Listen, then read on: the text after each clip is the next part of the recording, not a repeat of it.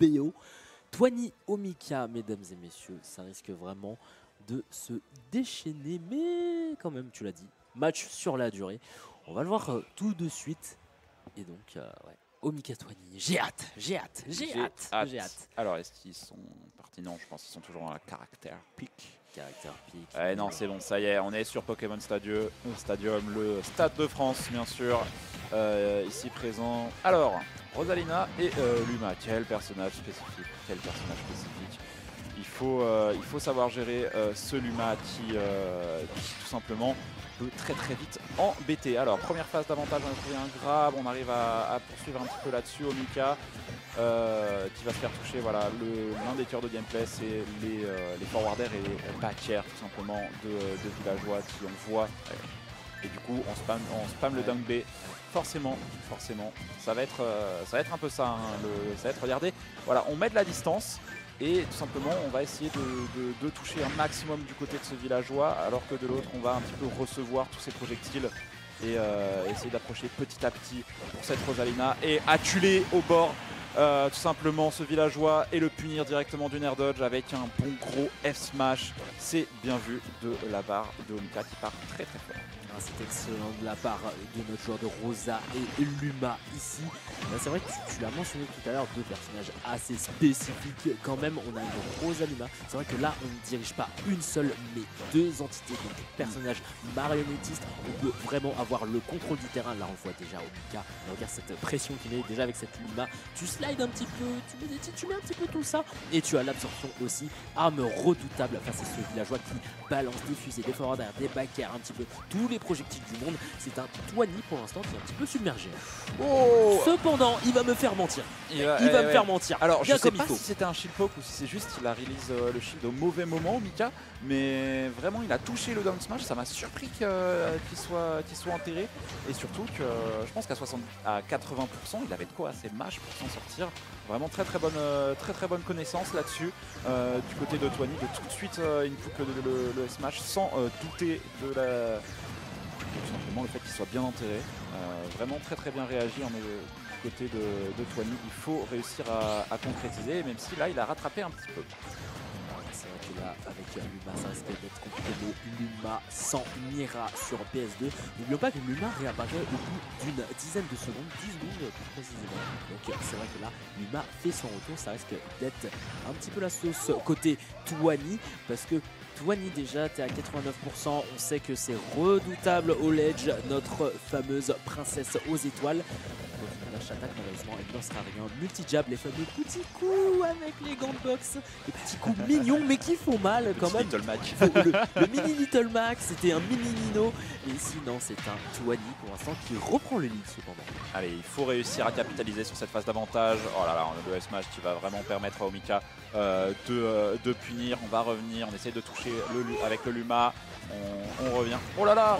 Oh non, cet air dodge, il était presque sorti de cette phase de Deza et l'air dodge qui va le remettre dedans et le down smash qui est tout de suite choisi par Omika et qui va permettre de prendre la stock. Et là on va mettre de la distance, on va profiter de la distance qu'impose simplement Villageois pour s'en sortir. Le smash qui va prendre le Luma, mais directement on se rapproche pour gratter les pourcentages. Allez, il faut réussir à gratter 80%, on sait qu'on va pas mourir à moins de se faire enterrer comme sur cette première stock. Avec ce ledge, comment ça se passe? Pour le durer, pour l'enterrement, ça risque d'être compliqué parce qu'on a une Rosa qui tient vraiment, qui maintient la pression sur ce petit villageois. On dirait que notre héros de Animal Crossing est vraiment mal face à notre princesse. C'est un Luma qui continue à mettre cette pression. C'est une Rosalina qui impose vraiment sa loi. Ici, fusée, malheureusement ça ne passera pas derrière, plante un arbre, mais on n'est pas dans la zone dangereuse pour ce fameux arbre qui peut se faire couper par cette hache. Malheureusement, il n'en sera rien. 88% côté Omika, toujours de stock, et Twani il maintient sa phase de désavantage, 58%. Ça monte petit à petit, mais c'est pas bien méchant. C'est pas bien méchant, alors qu'on voit que le timer a déjà pris son temps, hein. Déjà 2 minutes 45 qui restent. Justement, si Twani décide de prendre encore plus de la patience et essayer de se prendre le moins de hits possible, ça pourrait aller jusqu'au bout, à manquer de joueurs s'excite en fin de game. On est toujours très patient, on va utiliser un maximum de side B, de forwarder, de back air. et de dash attack, hein, on oublie souvent cette dash attack qui envoie un pot de fleurs tout simplement. Donc il faut aller au bout. Oh, qu'est-ce que c'est long, qu'est-ce que c'est long, hein. Qu'est-ce que c'est long. C'est un duel mental là, c'est pas possible parce que là l'absorption qui vraiment absorbe toutes les fusées, tous les projectiles derrière. Regardez ce travail mental. Évidemment, c'est de la pression mentale, faut se maintenir ici parce que tu es sur deux personnages finalement. Et ça risque d'être long. Là tu vois déjà au timer 1 minute 50, c'est compliqué. On a une stock d'un côté, une stock de l'autre, un déficit de pourcentage côté Twani. Ça risque de se compliquer un petit peu plus parce que là on a une Rosa qui vraiment absorbe tout, qui prend tout, qui là c'est fusée. Ça ne sert à rien de me balancer des fusées, je peux les absorber. Luma me sert un petit peu de bouclier. Oui, que veux-tu faire mon cher Twani? Mais en fait, ce que j'ai l'impression qu'il veut faire, c'est qu'il veut obliger, vu que il est obligé d'utiliser l'absorption sur ce Gyroïde tout simplement parce que s'il l'utilise pas, bah, c'est le Luma qui se prend l'explosion sur le shield. Et donc s'il fait l'absorption à un bon moment, au bon moment pour le Gyroïde, ça veut dire que Twani peut essayer de caler un forward air ou un back air. Et ça veut dire gratter des pourcentages, revenir sur le terrain et potentiellement y arriver. Mais là-dessus, oh, je pensais qu'il allait mourir. Je pensais qu'il allait mourir si vu que le Luma n'était pas présent sur Harmony, il n'a pas touché et du coup on ne tue pas. Malheureusement, là, pour Omika, on n'a pas réussi à prendre la stock ici. Pour l'instant, c'est très bien joué de la part de Twani qui maintient vraiment son désavantage. 123%, c'est critique, c'est rouge, c'est pimenté, c'est sauce. Ce que vous voulez derrière Up Smash, malheureusement, il n'en sera rien pour Omika. Et on va trouver le deuxième kill screen, on va trouver aussi le villageois. Pour l'instant, c'est un Omika qui sort victorieux sur cette game 1. Eh oui. Alors on n'est pas allé au bout du timer bien sûr parce que Twani il était obligé de se presser, vous le voyez, on était à 40 secondes restantes et vu le déficit de pourcentage qu'il avait Twani, eh ben, il était obligé d'aller espérer prendre un kill en faisant une très bonne phase d'avantage et c'est pour ça qu'il a risqué cet air dodge tout simplement pour tout de suite pouvoir réagir, mais malheureusement pour lui, Omika saura bien réagir à tout cela. Oui, très belle réaction de la part de notre joueur de Rosa et Rosalina et Luma ici. On va partir sur la game 2. C'est vrai que comme tu l'as dit, match d'endurance. C'est vrai que là c'était quasiment 7 minutes où finalement tu respires pas. Pendant 7 minutes tu essaies de te maintenir dans ta game, quoi. Et du coup forcément les deux joueurs prend son temps avant de pique. Parce que c'est pareil, il faut pas essayer de sprinter un marathon. C'est exactement ce qui est un peu présenté dans cette situation. C'est prendre son temps. De toute manière, on va essayer de se taper un maximum, essayer de trouver les bons timings parce que les deux personnages sont capables de taper de loin. Et vu que c'est des personnages un petit peu zoneurs, comme je le disais avec Min, quand tu joues contre un personnage zoneur, tu joues un jeu de rythme. Et en fait, il faut essayer de suivre le rythme imposé par l'adversaire. En l'occurrence, je pense que le plus gros zoneur ici, c'est Villageois. Vu que comme tu l'as dit, c'est plus un marionnettiste, Rosa. Donc, à la fois, on va pouvoir être de loin, mais aussi de proche. Alors que Villageois, c'est pas le personnage où, quand tu es sur lui, c'est pas lui qui va être à l'aise. Hein. Dès que tu es un petit peu loin, c'est là où il va dire ouais, mets-toi loin, franchement, ça me dérange pas. C'est distanciation sociale, Covid. Voilà. Il suffit qu'il porte le masque, le petit villageois, et tu as le kit complet. Voilà. C'est exactement ça. Mais ouais, tu dois garder cette distance. Tu as le forward air, tu as le back air qui sont très très forts sur villageois. Ces fameux petits coups de lance-pierre ici. On a décidé de drop PS2 pour laisser place à Battlefield. Là, c'est vrai que les blasons un petit peu plus resserrés, mais vraiment un poil. Et surtout une troisième plateforme.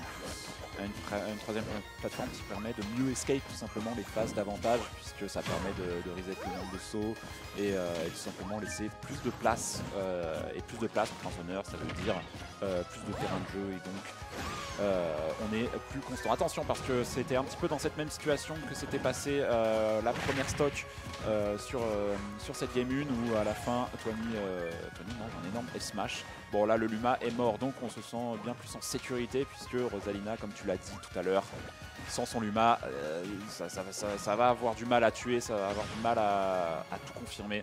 Un marionnettiste sans marionnette, c'est un peu spécial mais dès le retour du Luma, gros back air et du coup forcément ça prend la stock.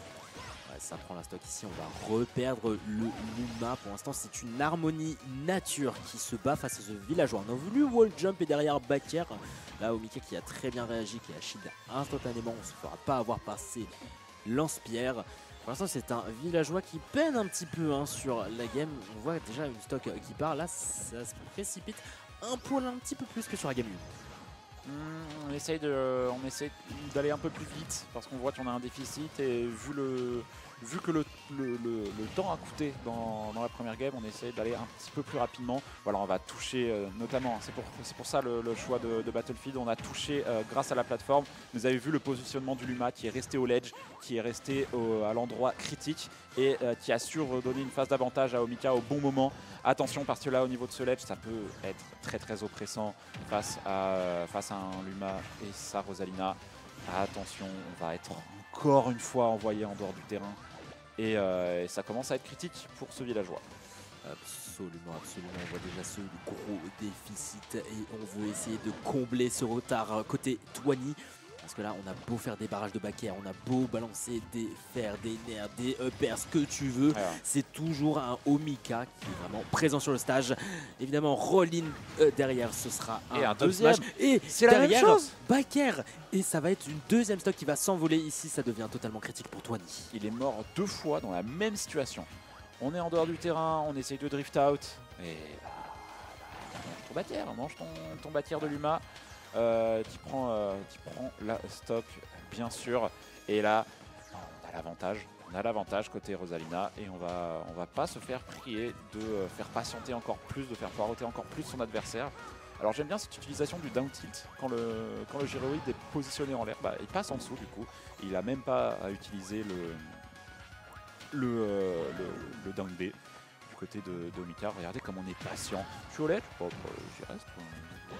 Le souci, moi ça me permet de faire gagner du temps et du coup quand on a l'avantage, pourquoi se mettre en danger, c'est la philosophie de Omika qui a failli mourir sur ce up tilt et pourtant on reste toujours en vie face à ce villageois. La dia a été excellente de la part de notre joueur d'harmonie Luma. Pour l'instant c'est un Omika qui est toujours présent ici sur Battlefield parce que 144%, c'est vrai que Harmonie Luma c'est assez flotti, ça peut s'envoler assez vite. Donc 144% ça m'étonne un tout petit peu. Mais grâce à ça il va pouvoir gratter petit à petit ici Omika. Là il continue à mettre des grosses phases sur notre Twani, sur notre villageois. Derrière on a voulu tenter un smash pour notre héros d'Animal Crossing. C'est un Luma qui fait complètement barrage à Twani. C'est vraiment très dur. Ouais. Autant sur la première game il arrivait à aller chercher quelques petits trucs. Autant là sur la deuxième, Omika il a vraiment trouvé les points d'appui sur lesquels il doit tout simplement baser son match-up et sur quoi se basent les adaptations de Twani qui là-dessus n'arrive plus à rien. Regardez, on essaye de revenir et d'un coup, allez. Bon, voilà. C'est encore, on essaye de revenir, mais on a les meilleures réponses. On a les meilleures réponses pour Omika. Attention parce que ce Luma quand il revient, il peut redonner des coups. Est-ce que là-dessus, on pourrait y laisser la stock? C'est difficile pour Twani, il n'a pas le contrôle du terrain, il n'a plus rien du tout, il est off stage, il a tout, vraiment, c'est vraiment dur là parce que Omika vraiment il met de la pression de façon permanente. Tu vois déjà avec cette Luma qui c'est une véritable muraille, c'est un barrage. C'est une tourelle automatique à base d'étoiles. C'est ça là. T'envoies Luma, c'est bon, fais le travail à ma place, voilà, c'est bon. C'est exactement ça. Il fait que des side B et du coup forcément il gratouille un petit peu. On est à 138% face à 151. Est-ce que ça va être un 3 stock? Un 3 stock d'après vous? À voir, parce que là il est à haut pourcent ici, Omika, là on essaie de charger un petit peu le Luma, on le fait avancer. Derrière c'est un Twani qui essaie de se maintenir, c'est un Twani qui est toujours debout. Oh là là, multiple paris, 2 paris plus exactement. Air dodge derrière pour venir sur le terrain côté Omika, mais on a toujours cet ascendant, on a toujours ce lead, on a tout chez Omika, c'est pas possible. Twani là il peut rien faire, clairement il ne peut rien faire.